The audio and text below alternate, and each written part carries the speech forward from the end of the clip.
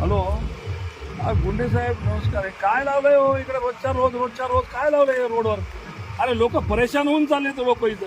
आता तुमच्या इथं बघा जवळपास इथं 3 आणि 3 6 माणसं हायवेला उभे. आता काय बाहेर ड्युटी हाता की नाही? काय गावामध्ये ट्रॅफिकचा एवढा मोठा प्रश्न आहे, ते सगळे तुम्ही इकडे लावले हायवेला.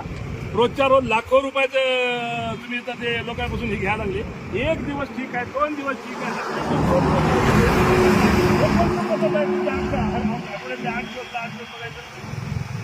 नाही असं नाही. हे बाय लोक इतकं हलकटपणाने बोलायला ना, लोक म्हणाले हे काय लावलंय म्हणायचे धंदा सगळा.